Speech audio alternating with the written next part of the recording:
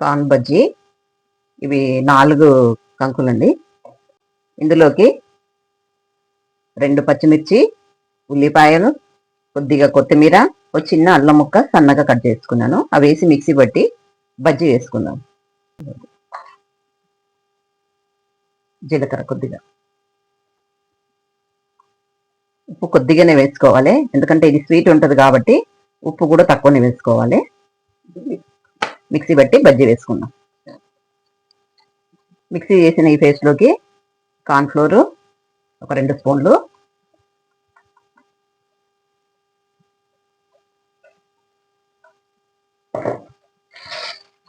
మైదా పిండి ఇది 1.5 స్పూన్.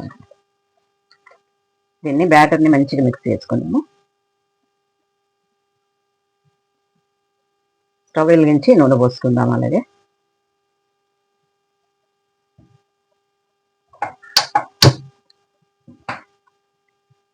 దీంట్లోకి ఉల్లిపాయలు,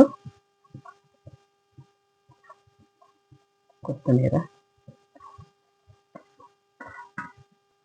వేసుకొని కలిపేసి బజ్జీలు ఒత్తుకోవడమే. Stove oil పోసుకుందాము. ఇలా రౌల్ చేసుకొని వేసుకోవడమేండి. ఇందులో తినే సోడా వేయొద్దు, తినే సోడా వేస్తే పాడైపోతుంది.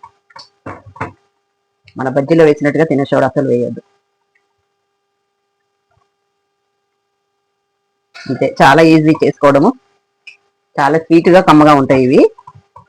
ఈవినింగ్ పూట స్నాక్, మార్నింగ్ అయినా తినొచ్చండి. కొద్దిగా కాగాక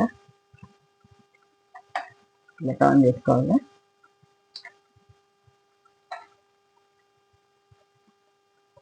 దీనికి ఏమంతా టైం పట్టదండి, తొందరగా అయిపోతుంది.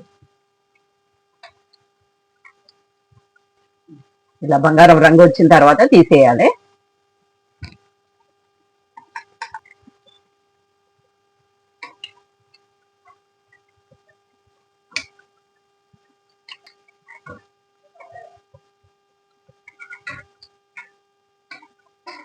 ఎంతో రుచికరమైన కార్న్ బజ్జీ రెడీ అండి.